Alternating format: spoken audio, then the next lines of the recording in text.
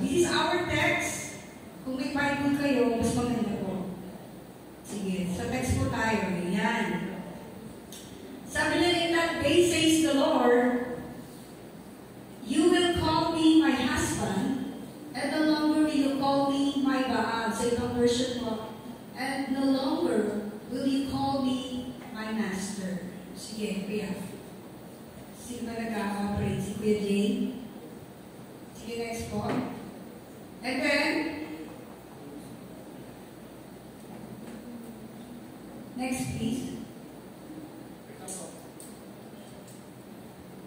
Yan. So, sige, basahin ko. Hallelujah, Lord. Let this be.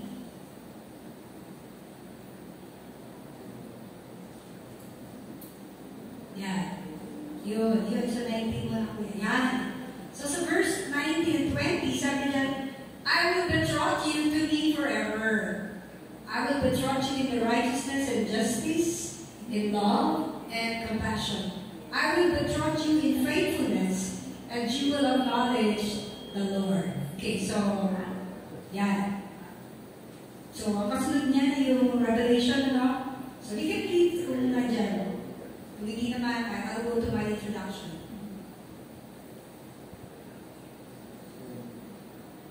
Okay. So, for my introduction, ito po ay buwan ng June. So, traditionally, people get married. So, sabi dyan, it is a good time to reflect on the much-awaited or anticipated gathering of the bride and the wedding of the Lamb. This message will also include the unfailing love of God to His people, Israel. In spite of her infidelity. Makita po natin yan, okay? So, while the exchange of vows between man and woman who love each other is a blessing in any culture. Blessing po ang pakasal kahit sa kultura ng mga bansa. But there are aspects of the Jewish wedding celebration that are rich in spiritual truth. Alam niyo ba na kasalang Diyo ay may mga nire-representa sa ating buhay pananampalataya. So, I want to give you the distinct parts of the ancient Jewish wedding. Sabi ko dito ay, sige kuya, yung Shidduchin, Erusin, and Nisuin. Yan. Pero kung tatlo bahagi ang Jewish wedding. Una, yung Shidduchin, which is, ang ibig sabihin po niyan, makikita natin mamaya. Mutual commitment or entering into a relationship. Pangalawa po yung Erusin, yung betrothal. Then, Nisuin is marriage. So, sa Shidduchin, sabi nito, it is a mutual commitment. So, akala ko betrothal ang gagawin ko, pero hindi tayo pwede mag-betroth kung wala tayong relasyon. At hindi tayo magkakaroon ng kasalan magaganap kung hindi kayo betrothed. So, para magkakaintindihan po tayo, okay? So, these three are inseparable. Alright? So, sabi niya, pag Shidduchin or the mutual commitment, eto po nag-e-entra. Nag-e-entra po tayo sa isang relasyon. Oh, meron pa kayong jowa? Meron pa kayong JF? Oh, may JF na ako, may BF na ako.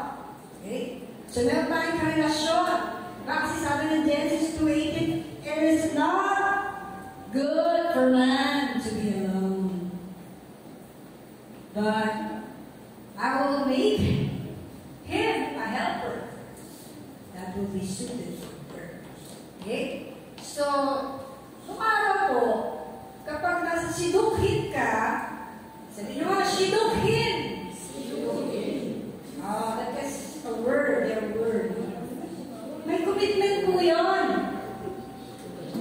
Ngayon, ang mga relasyon ay walang label. Why, maganda na tayo? Pero nagtitid sila, pero wala silang label. Hindi po ganon sa kanilang kultura. When we enter into Shidduchin, it is a mutual commitment. Meron kang karelasyon, you will commit to her or to him. Diba? Kasi po, kapag nakikipagrelasyon ka, araw kami po ibugbog sa LCM ni Pastor dahil ayaw niyang maging biyanan namin si Satanas. When you will enter into a relationship, you should be looking forward to marriage. And that marriage has a perfect time for everyone.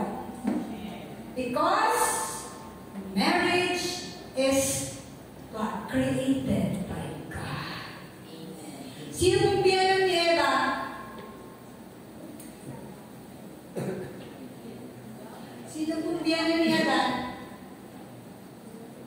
Meron ba? Sino pong magulang nila? Walang iba, hindi ang Diyos. So, God is the author of marriage. So, kung tayo ay papasok sa isang relasyon, katulad ng relasyon natin sa Panginoon, hindi po tayo naglalaro.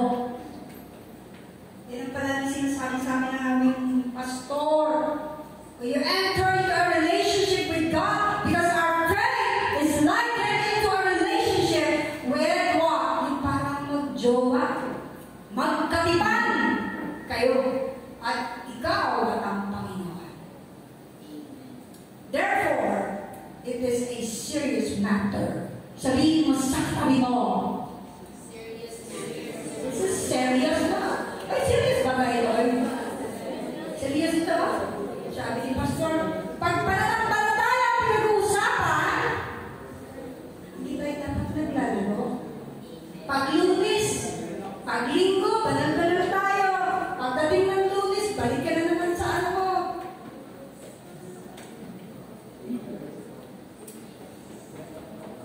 Alright. Diba? Ngayon, anong label ng yung relasyon? You go out together. Yung iba, ano may nangyayari sa kanila. Pero wala silang label. Yan ang mundo. Sabi ng Bible, do not conform to the what? To the principle of this world, in Romans 12. As Christian young people, hindi tayo ng mundo. Tagalangin tayo. Sabihin mo sa jowa mo. Sino may jowa dito? Sino gusto magka-jowa? Ayaw niyo? Ako gusto ko.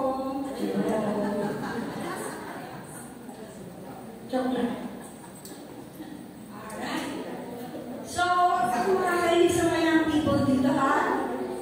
No label kami. Ganon din sa Panginoon. Kinakailangan, meron tayong commitment. Can you say amen to that? Amen. Hallelujah. Because may nakandang Diyos para sa atin. Kaya ako nagbalik ng ganito eh. Naganan pa ako sa Shopee ng Corona. Yung mukha akong ikakasal. Because we are the bride of Christ. Kahit man lang dito, umawi ako eh. Hallelujah. Okay ba? Yes. For God's glory. Hallelujah. Sige. Ayan. Sige, Kuya Bernard. Sabi na, Shilohin refers to the preliminary arrangement prior before legal betrothal. Papasok ko sa betrothal eh. So yun ang first step. Yan na. Kayo na. Kayong dalawa na. Kayong dalawa na ba ni Lord? Agay. Ganun ba kayo ni Lord? Sure? Sure kayo? Aaron? Magkaganon na ba kayo ni Lord? Meron na ba kayong commitment? Ito yung preliminary because you will be betrothed later on. Okay, so alam niyo po, sa ancient time ng Israel, the father of the groom often selected a bride or anak. Sige, dyan ka lang. Ang nakita natin sa story ni Abraham, nung hanapan niya ng mapapakasawa, si Isaac. Ano po ba? It is the father who finds for the wife ng kanyang anak. Sabi rin na, ang ganda nito na nag-aaral in John 6:65 and 6:44, unless God the Father gave us to Jesus, walang makakalapit kay Jesus. So it is the Father in heaven who bring us to Jesus. Ilapit tayo sa kanyang anak. Unless, sa Biblia, di ba kayo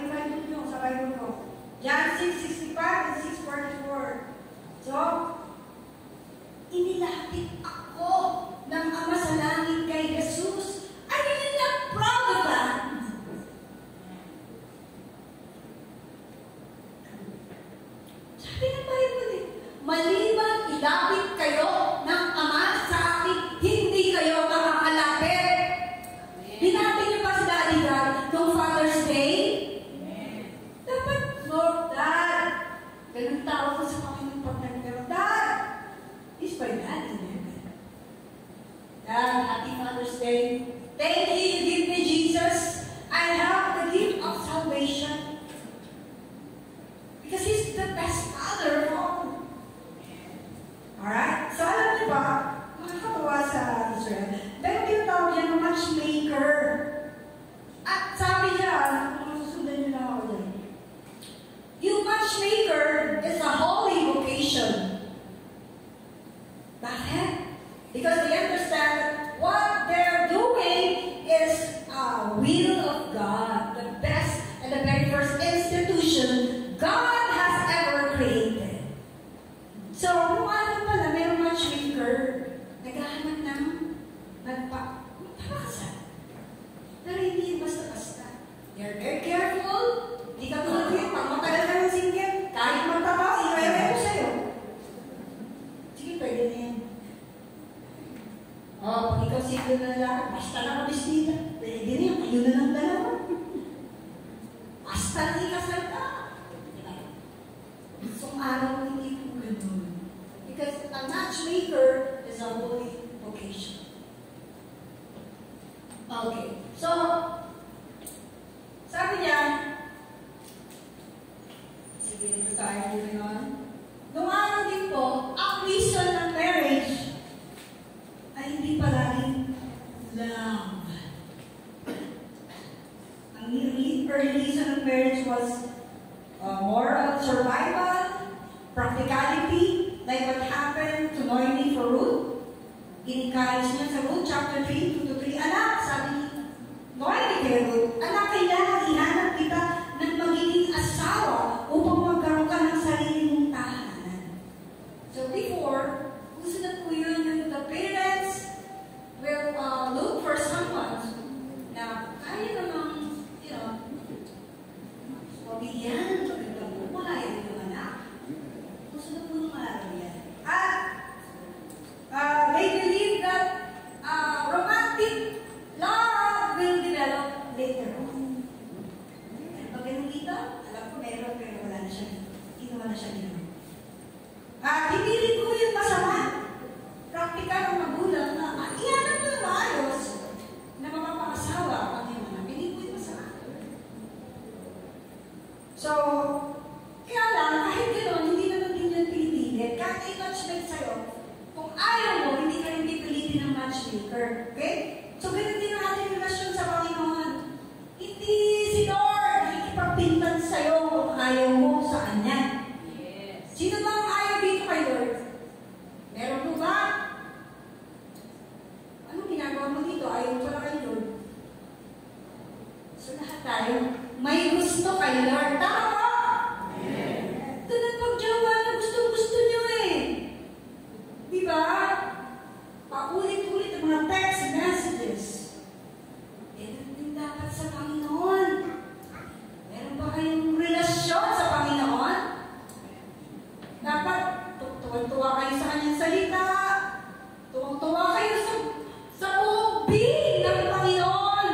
How you worship Him, how you love Him, how you obey Him. That is commitment. You have a shidukin for the Lord. Amen? Mga kabataan, kilala niyo na ba si Lord? Hindi pa po. Siya po. Okay. Ganda yung umamin. Okay. So, sabi dito, traditionally, preparation of the betrothal ceremony, the bride kala, tawag sa bride kala, and the groom chatan are separately immersed in a ritual called mikvah for spiritual cleansing. Ayun po yung, sila po ay in preparation po yan sa betrothal. Ang dalawang operasyon sila po ay i-immerse, ilulublog sa isang malinis na tubig, bati sa isang spray for spiritual cleansing. Ano po ang ibig sabihin sa ating spiritual life? Jesus was baptized by John. That is water baptism. Ganun din po tayo. When you enter into a relationship with the Lord, you are baptized. Sino na baptized? For public testimony that you are in the Lord. So kapag 10 taon ka na sa Panginoon, hindi ka na nakapag-baptize. Ba't mo na ng tagal? Matatagalan ka, hindi ka ma-engage. Ganun ang culture. So, the water baptism. So, lumalalim ang inyong relasyon ng Panginoon sapagkat inilugdog ka na sa mikba. Yun po yun. And then, sige, talo na tayo. Punta po tayo sa erosin. What is erosin or the betrothal? Betrothal is an old-fashioned term for engagement. We don't use this betrothal, diba? Hindi ko alam ito narinig eh. Kung nga na alam ko, nagkaka-outing meeting kami. Pero totoo hindi ko alam. Nagaling ko. Betrothal. Sige, betrothal. Hindi ako dapat betrothal. Nagtapunta ako dito. Okay. It is a mutual promise or contract for a future marriage. Engage ba? Engage! Sabi mo nga! Engage! So, mutual promise is a contract or contract for a future marriage engagement is seen as a step towards this divine institution of marriage. That is Mark 10:7, for this cause a man will leave his father and mother and will cleave to his wife. Uy, engaged na sila. Okay. This passage also underscores the sacred nature of the marital union, implying the engagement is a preparatory step towards fulfilling this divine command. It's divine calling. Amen. Asan na naman may asawa? He who finds a wife finds favor from the Lord and vice versa. Amen. Baka di naman ang Panginoon. Ito kayo masaya sa medisyon. Ito kaya, pwede kaya, o something. Wedding ring, and then after 10 years, sapling, and then 15 to 20 years, ay may piliring na. Or sapling. Or sapling, sa teka. Sino sa inyong dalawa? Sino sa inyong dalawa na sa sapling? Hello! Dapat! Of course, ito na naman talaga sa problema. Anong may asawa? Ba't ang layo ni Pag-Ning niyang kalbukod? Kalbuloy! Ang layo ko na rin. Andito rin daw ako eh. Bakit nandiyan na sila? Dapat, kahit na may sabi paminsan-minsan, ay masaya pa rin. Amen! Amen! Amen! Ang bila sinabi sa Panginoon, minsan ganyan. Dahil kay me, Lord, ang tagal na. Sagutin yung prayer request mo. Diba? Prayer request mo, bayad lupa. Gawin, wala. Ano? Hallelujah. Okay. Yan. Sabi dito, after immersion, hindi maigit, the couple entered hupa, a symbol of household plan to establish a binding contract. Here, the groom will give the bride money or any valuable things like ring, and then they will drink with a cup of wine. Wow. Wow. Nakagaling pa sino kamay ko. Ito, talagang with red wine. Ganun yung hupa. Alam niyo ba kapag you're betrothed or engaged, meron pong binding contract. Hala. Alam mo, wala ka sa akin. May kontrata na tayo. Ganun po sila. Hindi po tayo ganun, di ba? Sino pati pa yan sa Lalubiya? Hindi ko na sinama siya haba. May kontrata. Sino na rito ang engage? Dapat pala nagpapakontrata kayo. Wala nang bawian niya na. Kung si Joseph pala tsaka si Mary. Hindi ko ang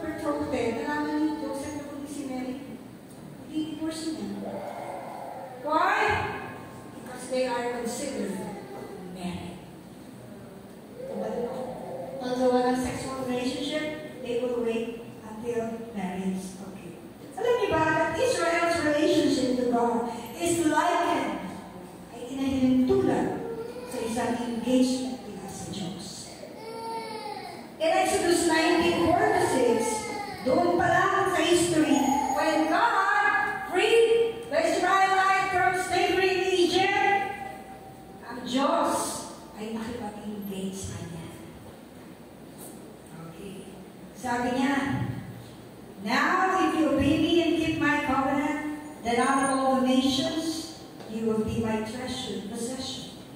You will be for me a kingdom, a priest, and holy nation. Yan po ang sabi ng Panginoon. Progressing to Exodus 20 verses 4 to 6. Nung nasa Mount Sinai sila, anong sabi ng Diyos sa bansang Israel?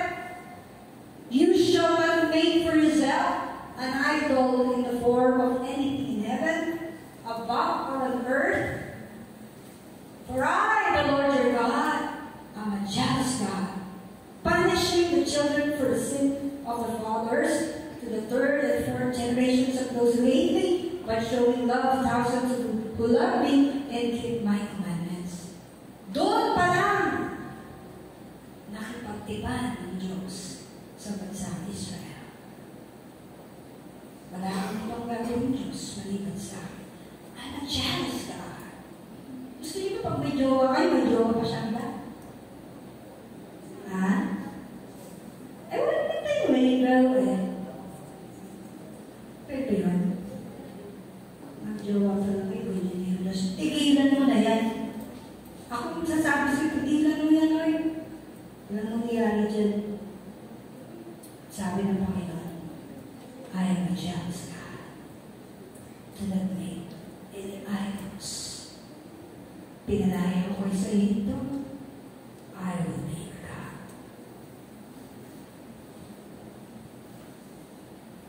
Hindi tayo. Pinalaya tayo ng Panginoon mula sa slavery ng kasalanan. Tanong, ang Diyos ba ang tanging Diyos nila? Anong greatest commandment that you know? Church, ano sabi ng Panginoon? Mark 12, 30 and 31, that you shall love the Lord thy God with all your heart and soul and strength. Sabi naman Diyos yan, lahat na lang. At pinigil ko na sa'yo, pati intihin mo na sa'yo na eh. Ano ka bang gusto mo? Sabi mo sa jowa mo sa'yo. Ang gagawin ko para patunayan ko sa'yo. Pinigil ko na lang, pati titulo ng bahay ko na sa'yo na eh. Ano pa? Ano ka pa rin sa akin? Tawag doon? Daw?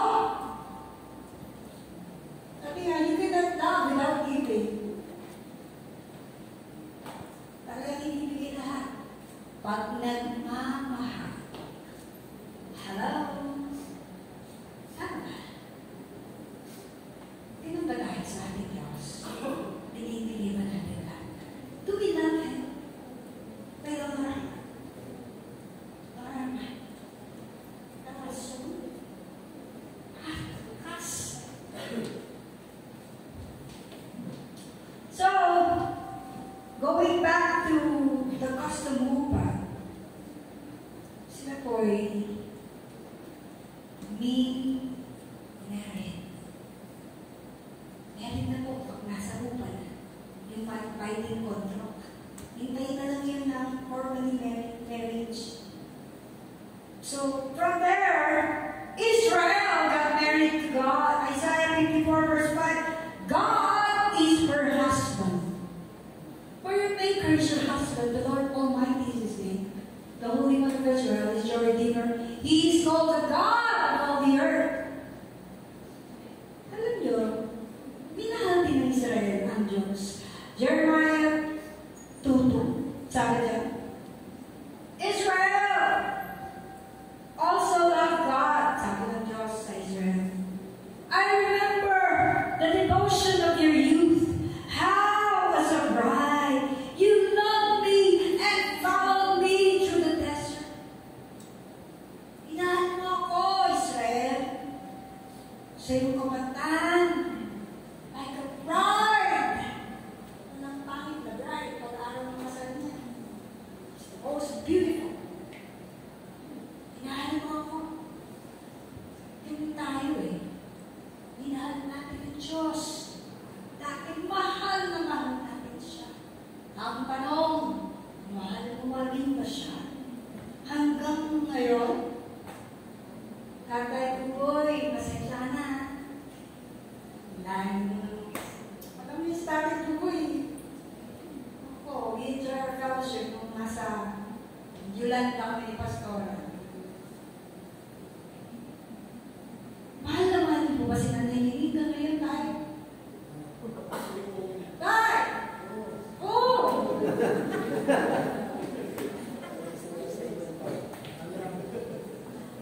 Nailing, tinatanggap niyo po ba? Kakasaluhin si Tatay Buboy.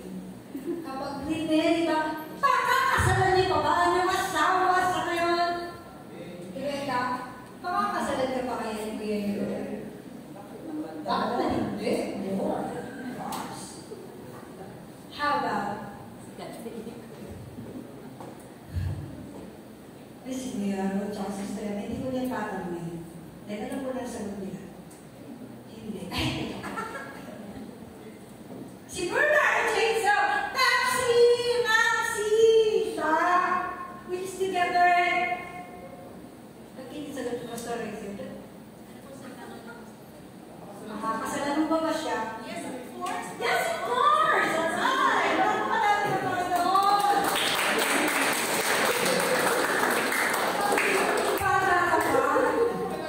Fresh na fresh ka! Minahal mo ako, bayan Israel. Alam mo nung first love natin sa Panginoon, talaga naman, nagpipila kami ng damit. Ang layo ng bonanza. To Christ to the Orient. Maka-attend lang ako ng midweek service. I am 17 years old. Sabi ni Sister niya, sakay na kayo. Eh, Volkswagen naman, hindi naman kami kasya dyan. Isang pamilya kami. Kaya si Dylan na, kinatawag ko si Dylan, natin na ko ng church, hindi ka mo lahat. Kanina tayo, hindi pa usap, pwede ka po. Gabi pa, lalakad kami. Dahil tanap ko si Lord! Sabi nga ni, kakatawin ko. Liani! Kami tayo ko sa Bautista. Oh! Hindi pa tayo atin ng midweek. Kahit hindi atin sa akin yan, atin na lang, sinangat ko ako. That is how you love the Lord. Ha? Ngayon! Mahal pa ba natin si Lord? Yes! Midweek ni Pastora! Tatlong po ang nakikinig! Sino yung trabaho natin? Understand. Yung iba? Yung iba? Yung bang pagtanggap mo at pananabik mo sa salita ng Diyos nung una at ngayon? Paano ba ako magkaiba na? Alam ko na yan eh. Alam ko na yan. Hello? Hello? Hallelujah. I remember the devotion of your youth. How was a bride you loved me and followed me through the desert of sabi. Desert na ito, wala ng tubig dito. Wala ng pagpapala. Susunod ka mo ba sa Hello? I love the Lord! Sige pa tanayan mo. Kaya ko na mahal mo mahal mo Panginoon. Hallelujah. But Israel became an adulterous wife. Sabi niya, he made other gods. Exodus 32:1-3. They serve other gods. Yan. Deuteronomy 7:4. Even their children have forsaken God. Jeremiah 5:7-8. She is like a woman unfaithful to her husband. In Jeremiah 3:20. Sa taksin ang Israel. Nakalimutan nila how she was free from Egypt. Sabi ng Panginoon, I'm a jealous God. Do not make any idols.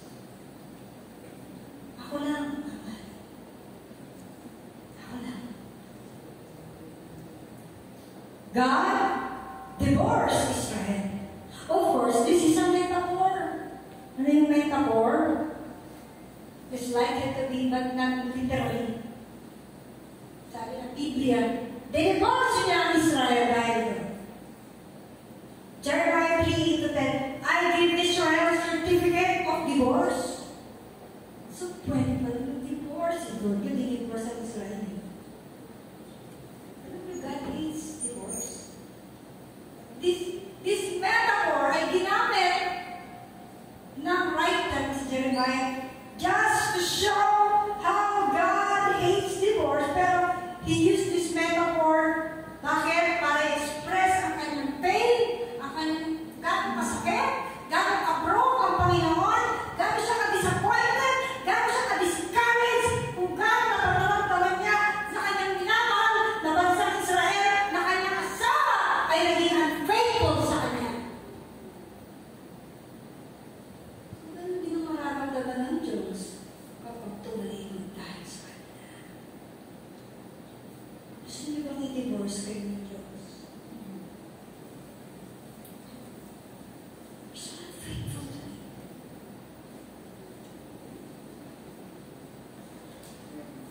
Hallelujah. At paulit-ulit ang bansang Israel sa kanyang pag-broke ang covenant nila ng Diyos sa pamamagitan ng spiritual adultery. God divorced Israel, but not permanently. Tinatis ng kanyang bayan. Isaiah 54:17. For a brief moment, I abandoned you, but with deep compassion, I will bring you back. In a surge of anger, I hid my face from you for a moment, but with everlasting kindness, I will have compassion on you, says the Lord, your Redeemer. That is how God loved Israel. God desires repentance in Israel. Jeremiah 3:11-18. Isang ko lang. God will restore His everlasting covenant to Israel. Yun yung ating verse kanina. I have betrothed you to myself. You are mine forever, said the Lord. One day you will say, I am your husband, no longer your master. Magkaakay ba yun? Sama kita, sabi mo. Hindi ako magaan sa'yo habang buhay. Nakikinis. Now, si Hosea, ano yung story ni Hosea? Ginanunti siya ng kanyang asawa. Nabasa niyo ba? Sabi ng Panginoon sa kanya, go! Show your love to your wife again. Though she is loved by another and is an adulteress, love her as the Lord loves the Israelites. Balikan mo yung asawa, mali mo siya. Sabi niya gano'n. So, ang Panginoon ay gumawa ng panibagong covenant sa bayan ni Israel. In Jeremiah 31:31-34, pagpabilis tayo, sabi ng Panginoon, He will put God's law in their minds and write them in their hearts. They will know me, sabi ng Diyos. I will forgive their sins. I will remember their sins no more. Isang Panginoon. Sa kanyang pagsalangsang, bakit ganun kalabo ni Lord ang nagsaya? May paborito yata si Lord. Paborito niya ba yung Israel? Ako natutuwa ko ngayon, sapagkat ang Israel ay nang nangitera sa ilan. Ano niya kasi tinatantihan? Hindi kasi yan. Ibayan ng Diyos yan. Lakas naman ang loob nyo. Kahit maliit na bayan yan, hindi yan ipapatahan ng Diyos. It's big kind. Okay. So, ang ganda sa Jeremiah 24:7, I will give them a heart to know me. Sabi ng Diyos.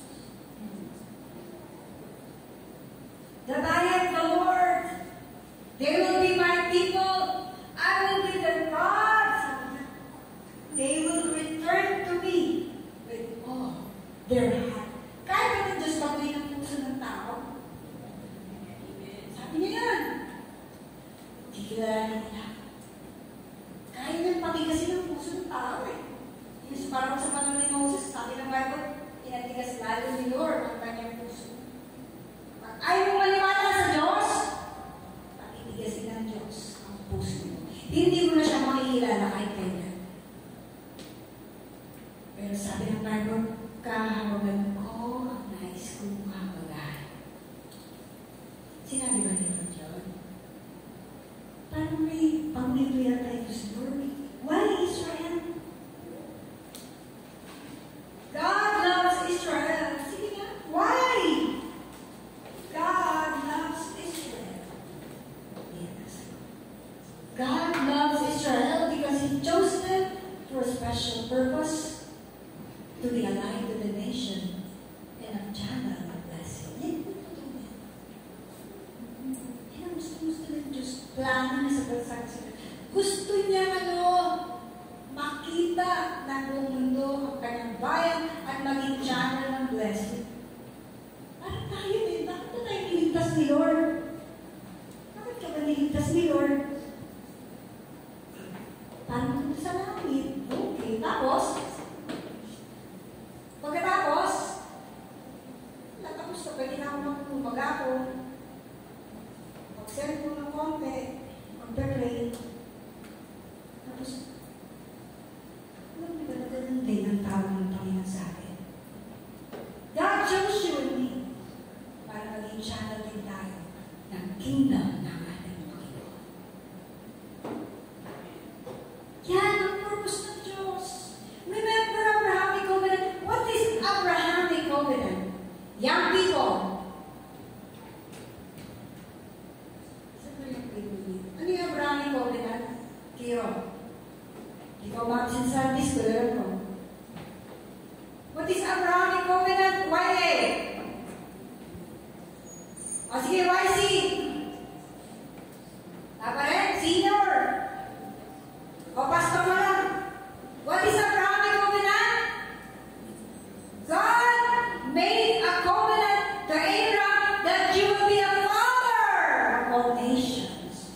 That is Abrahamic covenant. Sayang, ilibig ko sa kayo ng saan. Yan ang plano ng Diyos. Hindi dahil paborito. Pinili niya yung tanongin bakit siya. Siya kasi small nation para ipakita niya na malaki ang Diyos kung masyado kang mayaman. Hindi mo kakailanganin. Hallelujah. God chose. What? The small people in this world. Para yun ang mundo. Para makita ng Diyos ang kapuluan niya. Ang kapuluan mo ay sa Panginoon. Ano ba naman ako? Kayo, wala naman tayo. Wala tayo sa mundong ito. Kahit wala tayo, Diyos pa rin siya. Pero bakit tayo pinili ng Panginoon? Naisip niyo ba yun? Wala lang. Just to show His love for you and that you will experience God so that when you share to other people, they will see God in you. Hallelujah. Ang tanong, nakikita ba ng tao ang Diyos sa ating buhay?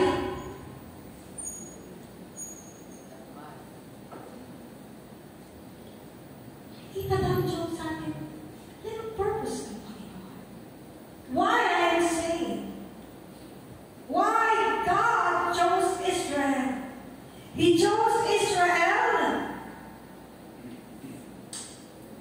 Kahit hindi nagre-reflect ang ginagawa ng bansang Israel sa intensyon ng Diyos sa mundo. Alam niyo pag tinignan sa mapa, napaka-strategic ng location ng Israel. Lahat ng kontinente, nakahanap siya. Para malaman ang buong mundo, ikaw ang aking pinili, ikaw ang gagawin ko dyan ng blessing. Ito, ganun pa din.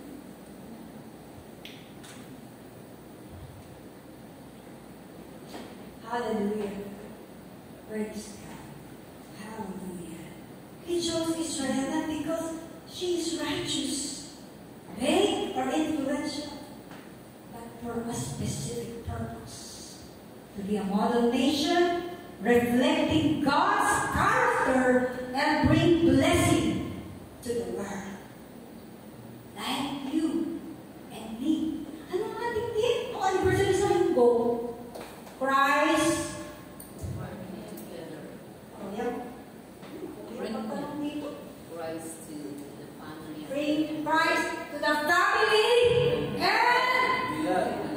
Diyan! Lagpas dito! Lagpas to! Lagpas dyan! Lagpas doon! Hallelujah! 40 na church. 40. Bilangin mo pati Goya, 44 siguro. Ang ganda na church. Sabi ko kayo, Ope, Mr. Ope! Anniversary! Ito, Pastora! Gusto church nyo? Sabi sa akin, Sister Pe, Ransa. We have a mega church. Bawal sa amin ang tama. Wow, praise God. Kahit lang ako, may disciple. Praise the Lord. Si Juhaida ay high school lang Kasi nag-12 sila, ang dami nila. Paano ako magyayabang dito? Paano yayabangan na ako ng so isip ko lang ito. Ano ko nangyari kayo? Meron na kami anak. Mayabang din tuloy ako. Sasama. Praise the Lord. Tsaka isa kami anak na ano ba? Dalawa sa akin anak namin, church. Ano ba siya ko? Sa ko rin pa mag-pag-aasawa, ang dalawang anak. Yung isa, medyo panganganin pa. Hindi normal ano natin amin. Nagkano na kayo, Faye? Ilan taong kami? 30. Batang bata. Maging anak mo si Abraham. 34. Close naman. Nung si Ami, 36. Parang katawan lang, 34, 35, 36. Ito lang. So, normal. Huwag na. Okay. Magkaanak tayo, yun ang gusto kong sabihin. Magkaanak tayo! Amen! At hindi ko kasama, anak ng SNK, hindi pwede magkaanak, hindi mo pwede mag-anak din kayo. Amen? Balita ko na yung mga hindi siya na SNK. Nagpaampun sa atin. O kahit ampun, sige na. Hallelujah. Yeah. Choosing her was not an act of favoritism, but an strategic way to reach all humanity. Ang tindi ng road natin, hindi lang tayo pang Pilipinas, pwede tayo sa Taiwan, pwede tayo sa Hong Kong, pwede pa masyado naman kayo limited. Gusto nyo dito lang kayo? Gusto mo lang kayong pangarap? Sino may pangarap dito? Pangarap makarating na ibang bansa dahil gusto niyang i-deklara na si Jesus ay Panginoon ng mga Panginoon. Amen? Diba? Pili tayo ng Diyos pero marami tayong Diyos. Paano din tayo Israel? GGSS, ganun na sa Sarili. Dami natin Diyos. Dati ang devotion ko, mga 3 times a day. Ngayon, isa na lang kasi check ko lang. Magalit. Hindi ka na po online. Hindi ka na mag-isip sa'yo. Magalit pa. Tigilin ko mga kayo. Bawasan ba? Dami istorbo mo yun. May Koreano pa. May Koreano. May Koreano. Palabas. May salamat na sila yung TV namin. Hindi wala kami panood. Yes. Sinali yung Chachibay. Ito lang sa Nay. Sabi na, hindi na to siya. Ay, alam mo, ginayo pa siya. Sabi, paano niya na ako lang sa kaya nyo sa akin, ano ka? Ano ba gusto niya ganito yan? Galing niya na rin manood.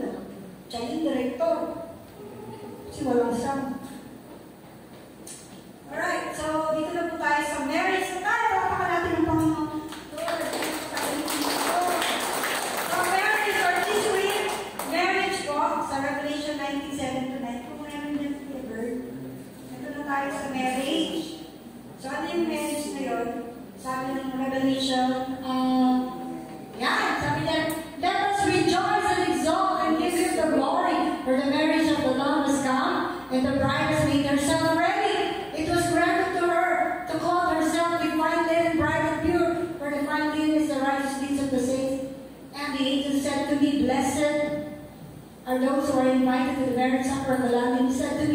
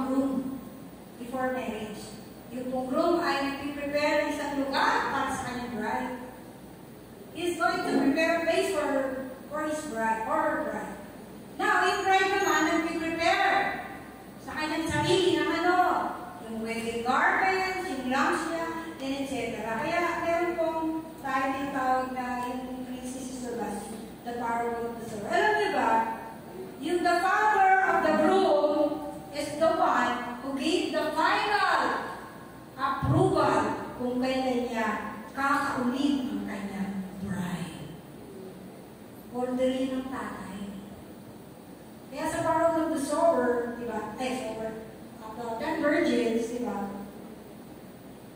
Sige, ganyan. So, yung groom, pag-prepare yan, saan ko dadalhin ang aking magiging may bahay? Sabi ni Lord sa atin, when you enter into a relationship with God, what does Jesus promise? Do not be troubled. Sabi ng 14:1, di ba? In my Father's house are many mansions. If I go, sa verse 3, and prepare a place for you, I will come back and take you. Son, to be with me, that you may be also where I am. Amen! Amen.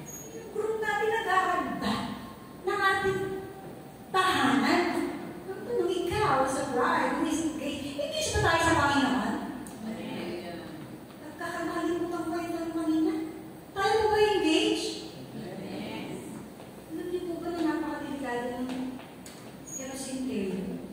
Marami pong nagpa-pop out. Ayoko na sa'yo. Mas meron na mas maganda sa'yo.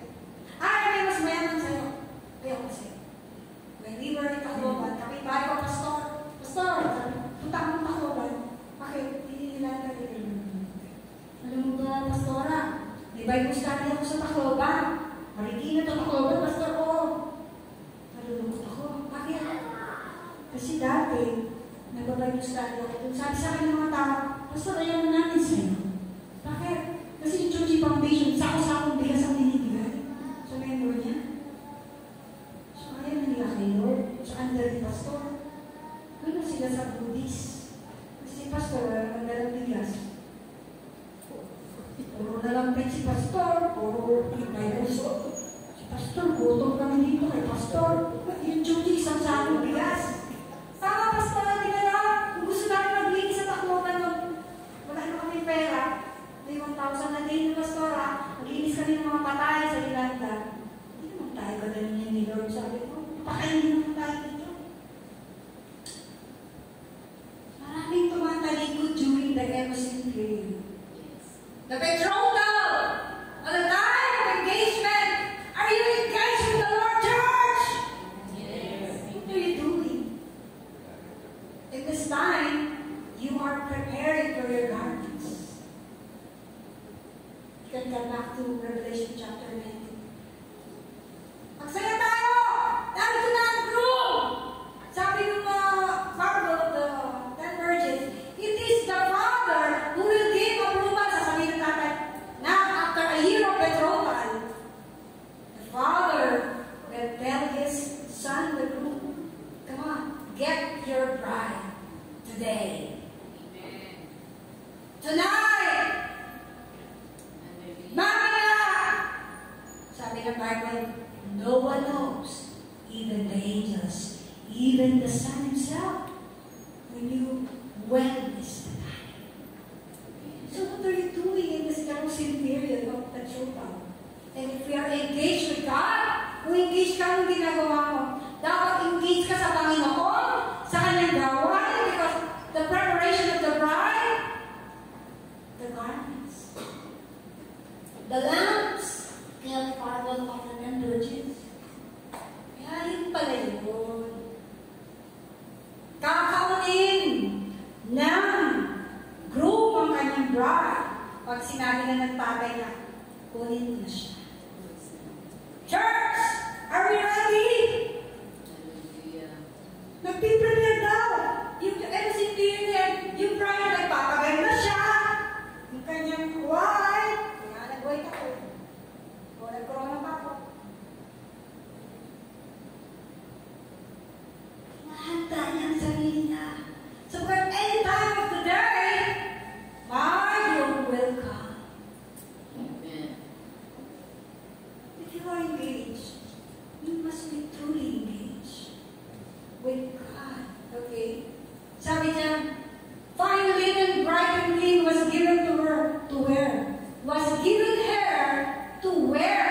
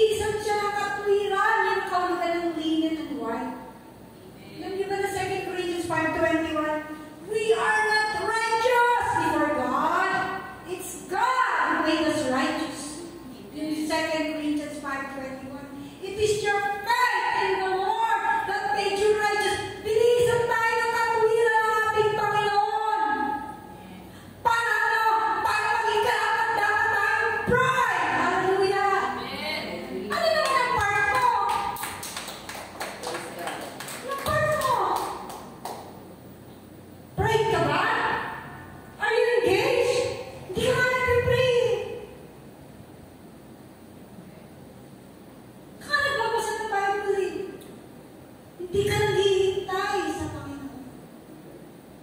Anytime, our group will come back. Naglilinis ba ako ng aking damit? Umiwas ba ako sa kasalanan? Amen. Hallelujah! Napakahirap mo ng betrothal period. That ever seen. Biro mo. Kasama lang nila, Diyos, gumawa sila ng Diyos-Diyosan. Anything that replaces God in your life is your idol. Hallelujah. Hallelujah. Bao, story pag-pray mo, gusto mo magkatrabaho, sino ka rito? Katrabaho, hindi mo na makita. Kasi nasabi mo kayo magtrabaho.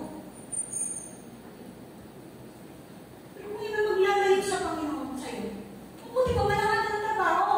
Ano gusto mo, mahiyaw ka na rapture? Sabagay, meron naman preparation, pwede pa naman. Oh, these are preparation. There will be people who are from tribulation. People.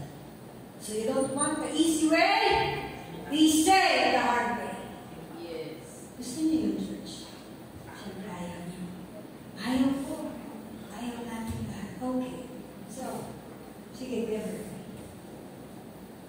Kaya yan ang reason ng mensahe sa sermon.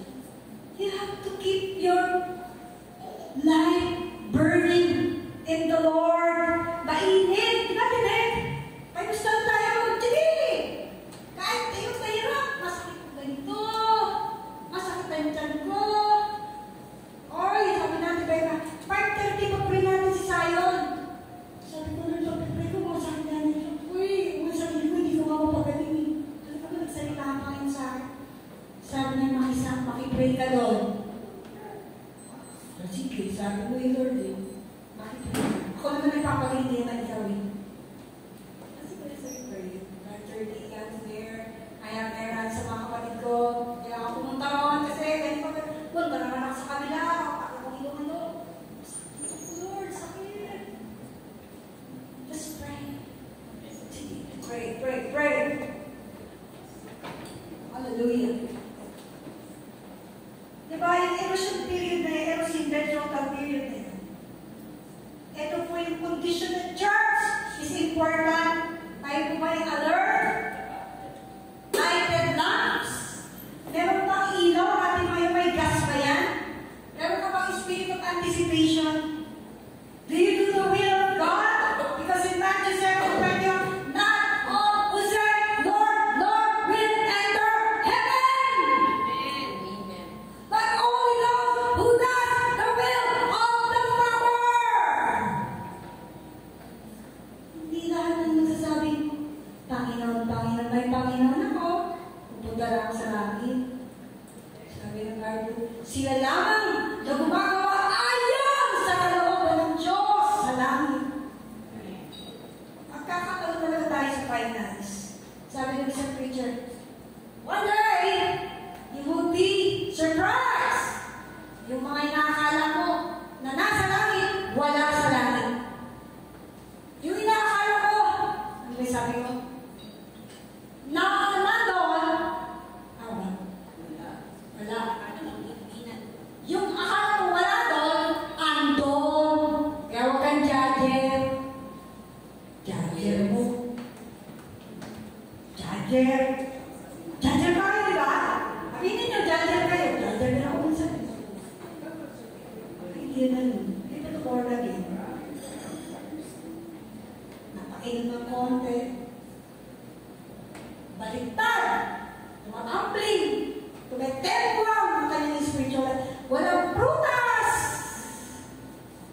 Nawawala. Sabi ng Pinos ko, Bibig! Kailangan ka born again! Baptize sa mga bibig! Lumalabas sa bibig! Born again! Ang pulsa, sige, giver! Pero yung isip, hindi mo na. Lagi ko na naman sa mga isip.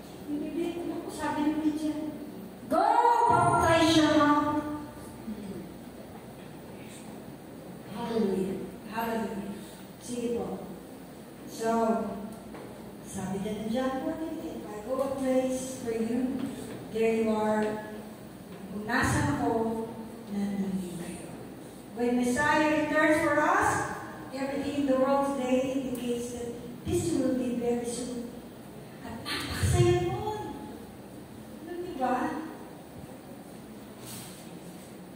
Pag nandun na tayo. Ang history ng Israel wedding, after marriage, there will be 7 days and 7 nights of feasting. Feasting tayo doon. Ito rin ang panahon, dali natin sa Panginoon ang ating para sa buhay. This is the total period. Hindi kasi tayo papasok. Itong panahon, church, please, tayo lumaya sa Israel. Nabibigo ang Diyos.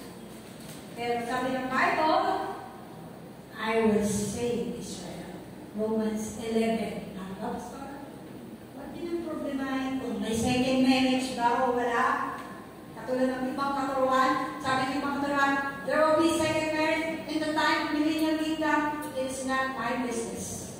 My business is I am a bride. I should be ready anytime of the day. Hallelujah. My conclusion, sabi dito, ang relasyon natin sa Diyos ay sinukin, may erosin, dapat mayroong marriage. First, we're looking forward for the group. Meron na kami ng church wedding. May natin ang Christian wedding. Ang nandito is the bride. Inaabangan niya yung groom. Kung bakit ganon? Israel type of wedding. About Jesus portraying the groom. Yung groom ang naglalakad, yung bride. Wow, very good. So church, we have a relationship. Meron kayong commitment sa Panginoon. May relasyon kayo sa Panginoon. Lahat tayo nag-build meron. Are you engaged? Engaged ba tayo sa Panginoon? Do you love what God loves? Then you are engaged. Do you hate what God hates? Baka naman you just love what God loves, but you don't hate what God hates. God hates sin. Hallelujah. Sabi diyan, to the lukewarm, be hot for the Lord. Sabi ng Bible, hindi ka malamig, hindi ka rin mainit, isusuko kita. To the backslider, repent and come back to the Lord. Wala na siguro backslider dito. Wala. Okay. To the fiery and serving the Lord, nasang kamay? Hallelujah. Nasang kamay? Sino yung fiery? Na pagsabi, nagpapadali. Hindi late. Amen. Fiery? Fiery tayo? Amen. Gusto niyo fiery squad? Yeah. Those who are fiery and serving the Lord, that's real kamay. Amen. Dumadami. Wala! Ito mga fiery and serving the Lord! Continue. Continue, Pastora. Patuloy mo yan. Sabi niya, sa mga natutulog, sabi ng Bible, magbangon ka at niliwanagan ka ni Kristo. Amen. Christians. Amen. Hallelujah! Tutulog-tulog. Tumating si Lord. Wala kang ilawan. Ang dumi ng damit mo. Meron kang sa kasalan. To the sinners, know the Lord and be saved. Amen. Hallelujah. Meron pa yung word, last. Sabi niya, Revelation 22 verse 12, look! Sabi niya, I am coming soon. Sabi ni Lord, my reward is with me, and I will give to each person according to what they have done. Critical is the beware, church. Are you engaged? Hallelujah. Are you engaged? Amen. Are you waiting for the Lord? Yes. Meron ba tayong wife, your linen? Hallelujah. Hallelujah! Meron ba ba, Peter? Who are the guests? Who are the guests? Nauna. Kuya, balik mo. Sabi niya, blessed are the one who will be the guest in the marriage supper of the Lamb. Ano naman ba nag-aaral ako?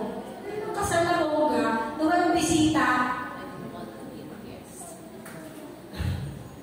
You are the bride restaurant. Yes, of course. Sabi ko, sino ang guest natin sa kasal natin? Sino ang guest natin? Guests, who are the guests? Can you come back? Can you forward, backward? Alam niyo ba, meron mo nabasa ka lang. Punta mo natin sa Revelation. Meron ng mga nasa langit bago tayo dumating. Sila yung ating guests. Angels and the Old Testament saints who will witness our wedding to the groom. Wow, bisita natin si Abraham, yung mga old patriarch, will be the guests. Imagine, di ba kayo na-excite? Kasal natin sa Panginoon. Meron tayong guests. Yung mga father of faith, the prophets who are there in heaven are the guests. The people in heaven. Hallelujah. Kayo po tayo lahat. Hallelujah. Let's pray. Stora, you want to say something? Let us pray. Hallelujah. Church, siguro na tayo. I just pray that we will have that spiritual awakening and awareness. At church, it's going to be a great day one day. Hindi naman naman sinukin sa Panginoon. Sino dito ang wala pang relasyon sa Panginoon? Church, sino dito ang wala pang engagement sa Panginoon? Gusto niyo mag-renew ang inyong vow sa Panginoon? Ang inyong covenant sa Panginoon? Gusto niyo ba yun? Hallelujah. Can we sing one last song? Esther, Jesus, beautiful Savior, then we will pray. Musician is there with me. Sabi, importante may relasyon ka sa Panginoon. Sino ba galing yung covenant ng Diyos? But Lord, you are still my God and my groom to be. I want to have that lighted lamp in me. Gusto ko ng lighted lamp, Lord. Hindi ako naman ko, Lord. Aandam-andam na Panginoon. Can you sing that song? Nagala ang closing prayer. Beautiful Savior. So, may musician. Hindi yan na ba? Hindi po. Nandiyan sila. Parating na ako ngayon. Beautiful Savior. Church, let's be serious. Because God is serious. Sabi ko kanina, He is there.